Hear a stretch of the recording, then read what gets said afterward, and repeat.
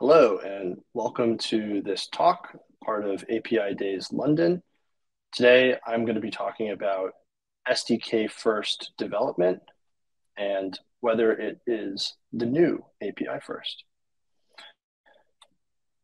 So first, a little bit about me. My name is Nolan Di Mare Sullivan. I'm the head of developer relations at Speakeasy. Speakeasy is a company that's focused on making it easy for every company to have their API be enterprise ready, which means bringing a first-class developer experience to every API. Previously, before Speakeasy, I led product for LiveRamp's API platform. We had an API platform that processed roughly 10 to 11 billion requests a day. So very familiar with the challenges of scaling an API platform. Okay, so to start, there's probably a pattern that's going to sound familiar to a lot of people who are watching this. First, you have an API platform initiative and you start off with a lot of excitement. The company launches the initiative, there's a lot of fanfare, people talk about platformization a lot, microservices get thrown around. And after maybe a couple of years of effort and working hard, you get to a point where the most important parts of your API are now available publicly.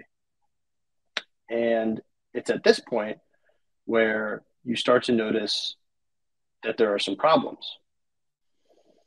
The adoption of your API has been slower than you hoped, most likely, amongst your customers. When you went into the initiative, you had, handfuls of customers who were telling you how great it would be for you to have a publicly available API, how they would love to integrate, they'd be able to scale their usage, et cetera, et cetera. But then when it actually comes time and the API is available, suddenly, those customers aren't so forthcoming. Integration is taking a long time. They say they're going to integrate next week, next month, next quarter, and things kind of stretch out. So in summary, you're not seeing the adoption that you initially hoped when you started the public API project. And the question is, what's going on? Why is this happening? Okay, so let's take a quick step back and let's imagine a little fantasy world where you have a restaurant in town. They have fantastic food. It's, five-star dishes at cheap prices. It's incredible. The chef is world renowned. The team is flawless. The service is flawless. There's just one big problem. The restaurant doesn't have a front door. Instead, if you want to eat there, the restaurant asks that you climb through the front window or the side window. Now, this is obviously absurd, right? There would never be a restaurant that would not have a front door, because not having a front door would severely limit the number of people that would want to eat at your restaurant. You can have really great food, and maybe there's some hipsters somewhere who would find climbing through a front window to make a restaurant more appealing. But generally speaking, the average person doesn't want to have to climb through a window in order to eat at a restaurant. And if this business came to you and they said, we're having problems, we're not attracting as many customers as we thought, foot traffic is slow, what would you recommend we do? Your natural piece of advice would be, you should probably build a front door for your restaurant. So yeah, obviously this is intentionally absurd, but I use this analogy a lot because I actually think that a lot of APIs suffer from a problem that's similar to this. You've built a great API, but you're asking potential customers to climb through the window if they actually want to use your API. And this really comes down to the fact that it's just not easy to get integrated with an API today.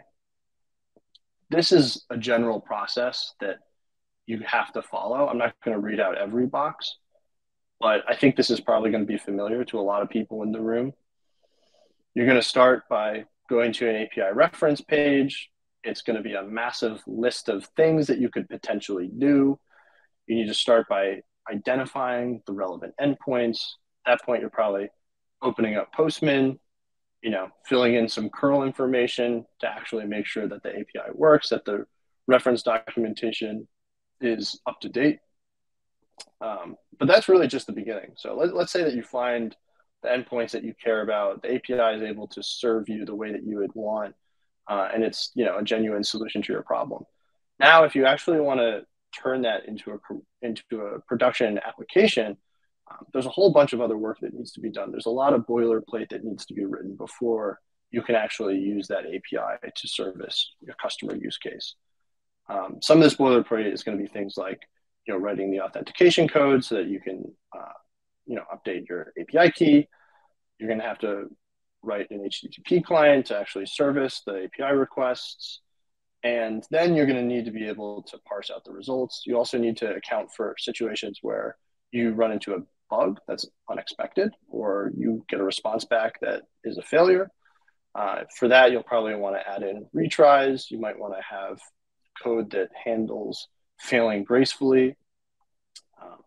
Again, I think that a lot of this is things that people will have experienced in their day-to-day work. And of course, this is not a lot of fun, and it actually hurts. Going back to the initial problem, it really hurts the adoption of your API platform. And even once you have a client who's integrated with your API, this process also limits expansion of usage of the API for the existing customers, because if they've gone through this effort once to build their initial integration, they might have bad memories from that, and that's going to make them unenthusiastic about potentially adding new use cases down the road. So this is a big problem. And what's the solution? Well, at Speakeasy, we think that the solution is to become SDK first. Now, pause here and just say that this is intentionally provocative. Is SDK first the new API first? But to be SDK first, you kind of need to be API first. And I think that the problem that a lot of people are suffering from is kind of a last mile problem. You built the API, you've solved a customer problem. It works, it's great, it's well priced. But now the problem is you still haven't solved the final mile problem. You still need to get people onto the API. And that's where an SDK can be extremely helpful. And where I would say the API first strategy leaves out a really important detail, because it doesn't actually cover the usage, the end usage of that API by your users. Whereas something like SDK first, when you think about it from that perspective, you're really approaching it from the user's perspective and how they want to be able to interact with your API. So really quickly, this is the difference in terms of what the integration process looks like if you're using an SDK. It's a lot simpler. You're going to identify which methods are relevant. You can, if the SDK has documentation, then you should be able to copy and paste usage snippets. That'll get you started. Usage snippets are great because they get you halfway there. After you confirm that a usage snippet works as expected, you really just need to adjust it. Remove the static values, fill in the ones from your application that are relevant. And then from there, it's just a process of iterating, testing, debugging, cleaning up any loose ends. And when we say SDK here, we're really talking about a library that includes a lot of the stuff that someone would have to code manually. So that's a lot of the boilerplate taken care of. It's a lot of the enterprise features like, graceful error handling, all that stuff. But we'll go into more detail about that in a bit. Okay, so, maybe you don't believe me. Maybe you're saying, well, this, he's biased. He works for a company that makes SDKs. I shouldn't listen to him. So I'll just provide a little bit of social proof. When everyone was becoming API first and everyone was talking about emulating Stripe very quietly was actually moving from becoming API first to becoming SDK first. If you go and look at the Stripe site, you'll notice that actually they bias to pointing people towards SDKs rather than their API reference.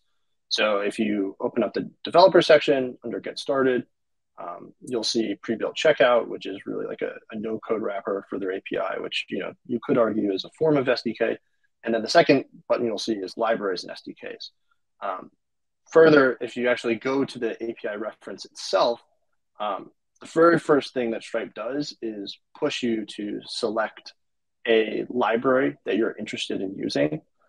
From there, all of the API reference documentation will be presented in the language that you select. Now, it's important to note here that when we talk, and we'll go into more detail again later, but the examples that they show, it's not just like a simple example in that language where, for Node, you're using like a fetch command. It's actually a reference of how you would use the library itself. So we'll go into more detail about that in a bit, but it's worth keeping in mind. So how do SDKs help API users, or what benefit can you expect to see? So when people launch SDKs for the first time, typically they're going to reduce their users' time to 200 being a successful API request. You'll significantly reduce the room for error, and we'll talk about why in a sec. And lastly, and what I hinted at before, you're going to supercharge your API documentation with examples that are extremely topical and help people get set up faster. So time to 200. Why is it so much faster with an SDK? And it's what I mentioned before. It's the fact that you're actually providing your users with the boilerplate code that they would otherwise have to write. SDKs can handle a lot of the tedious aspects of building API integrations. Just two examples of that are writing authentication code, working with an HTTP client. All of that is going to come baked into an SDK. That's kind of like the bare minimum. But that's just, less code that a customer needs to write, and it's code that's not really specific to their use case. Ideally, you've heard that you want to keep developers in a flow state.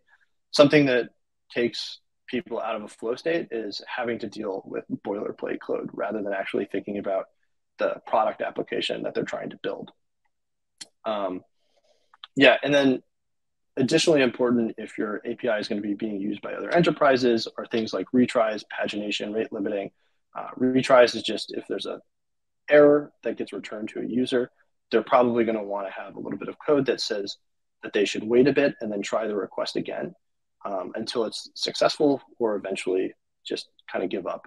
But basically, it's a way of handling intermittent errors in the API or intermittent issues in the API. Pagination, very important for an enterprise use case. If the API is going to be returning large amounts of data, this is going to make it easier for the end developer to parse through the data that's returned from the API and respond appropriately. And something like rate limiting, people might want to have an easy way to make sure that they don't go over their rate limits. So those are all things that are maybe not important to a solo developer, but are super important to enterprise users. And they're all things that can be pretty trivial to include in an SDK. All right. So we got a little example here that I'll play while I'm talking, but this is me actually, using one of our clients' SDKs and building like a little initial application. So you'll be able to see it as I kind of code just how useful it is to have the SDK and the way that it provides hints to me as I'm actually writing the usage snippet. Okay, so type safety. Type safety is the single biggest thing you can do to eliminate errors from users that are trying to interact with your API. It'll provide IDE hints, as you'll see on the right, and IDE hints make life 10 times better for a developer. It's just going to let them move so much faster than they would otherwise be able to. And even better, it will prevent them from running into runtime errors. So just for those who don't know, runtime errors, that would be like sending an API request, getting an error response back because you misformatted the information, like you sent the wrong data structure. Super annoying if you're using an API because ideally you just want to get that upfront while you're coding and not have to wait to actually send the request to the API, keep hopping back between Postman and your IDE. Ideally, you should be able to just write in your IDE, know upfront that you've correctly defined the data structure, and that's going to work when you send it to the API. So type safety can help with that because your IDE will actually give you hints. If you incorrectly define a type, it'll give you the little red squiggly and you'll know that you've messed up. And then I guess it wouldn't be 2023 if I didn't mention AI, but SDKs are just an added superpower if you're working with a coding assistant like Copilot. It just makes it that much more powerful. Like the suggestions from your AI assistant are just going to let you move so much faster. So yeah, like AI doesn't really replace SDKs, but SDKs can really supercharge how you use or how fast it is to integrate with an API. Okay, cool. So moving on, I mentioned this before, but documentation. Usage snippets are incredible for making your documentation usable by developers. Yeah, if you build it, they will come. It doesn't work for API docs. It's certainly important to have an exhaustive technical reference for your API, but there's not anything more tedious than having to go through a technical reference and isolate the details that are relevant to your use case. People just, nobody wants to do that. A better way is if you can provide detailed usage snippets. People love to copy and paste. It's just how we're hardwired. Nobody wants to have to think until they have to. And yeah, good usage snippets let people copy and paste to get started. It'll get them 9/10 of the way there. As I mentioned before, then they just need to adjust values in the usage snippet to meet their use case, and they're kind of off to the races. And again, I mentioned this before, but you'll see a lot of API reference documentations that claim to have SDKs, but really what they have are really basic examples of how you would basically use an HTTP client, like a baked in HTTP client in a language to send an API request, which I guess, it's better. It's certainly better than nothing. But, usage snippets are more powerful when they're tied to an official SDK, because you don't have to, you could use, in the example where we're using like a fetch command for a node example, you can test to make sure that the API works, but then you still need to go back and you'll need to install the SDK, and then you'll need to remove the fetch command that you had coded previously, and you'll need to actually, use the SDK to write out your application code. But if you have usage snippets that are integrated with with the official SDK, copying and pasting that usage snippet, again, you're already 9/10 of the way there. Like, you don't have to go back and change anything. You just need to switch out the values, and then you're off to the races. So that was a lot of talk about how SDKs help API users. It is worth mentioning that SDKs are also very useful for internal development. They're just a great way that people can share types between teams, that you can, if you want to get fancy with it, you can start to package specific pieces of the API, and you can create custom packages for different teams. And it is, an easy way for you to keep track of who's using which version of an API.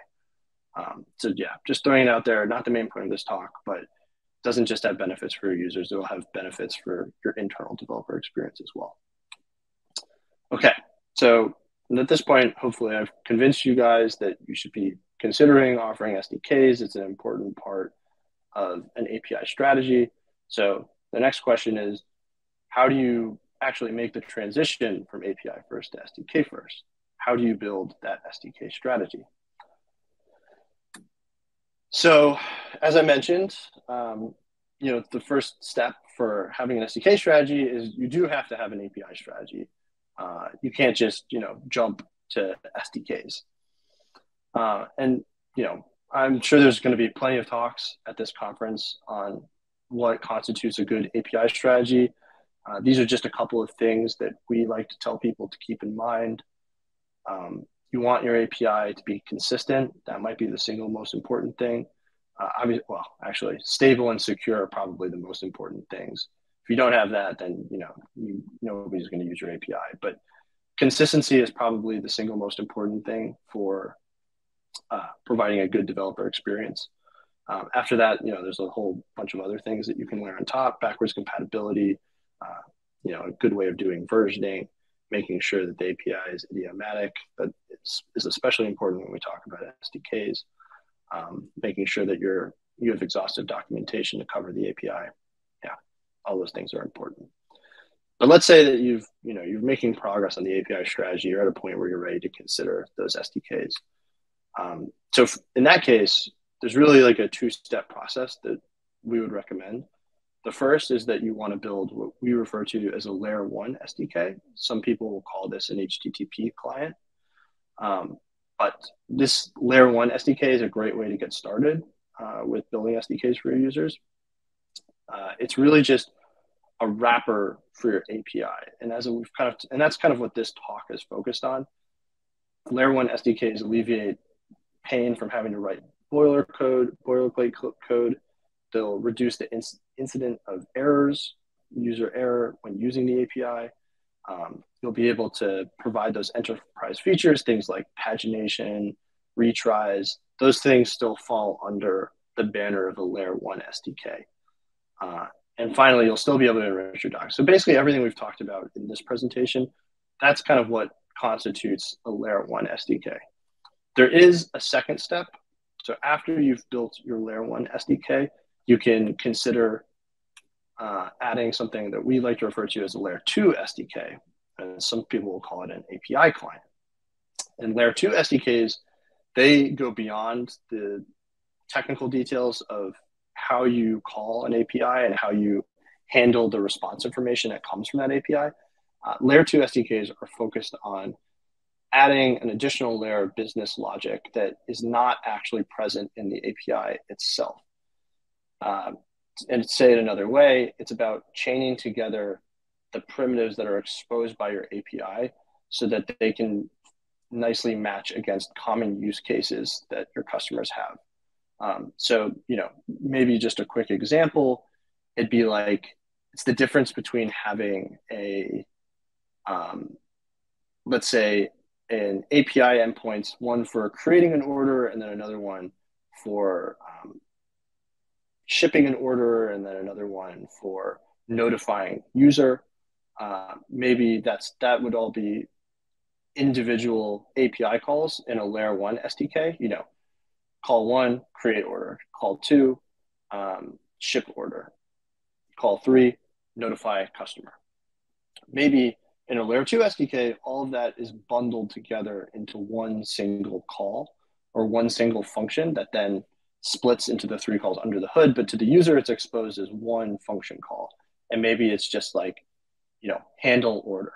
And handle order will create the order, ship it, and notify the customer all in one go. So it just, again, further removes the need for the user to understand the nuts and bolts of how the API works. Instead, they can stay focused on their use case, which is, fulfilling an order.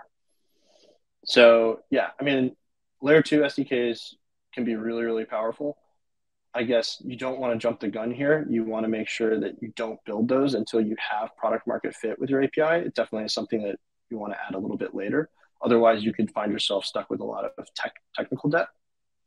But if you do have product market fit and you do have well-defined use cases for your API, and there's common sequences of API calls, then at that point, you might want to consider starting to build out a layer 2 SDK.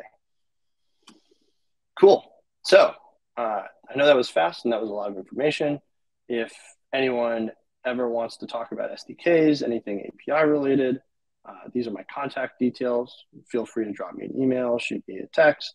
If you're coming to API Days London, meet me outside. I'll be hanging outside the door of this presentation room. Great. And, and if you want to look at some resources, there's a few things that might be interesting talking about, why you should consider SDKs in a little bit more detail than this presentation. And yeah, some of the tools that are out there comparing Speakeasy and open source generation. All right. Thank you very much. Everyone have a great day.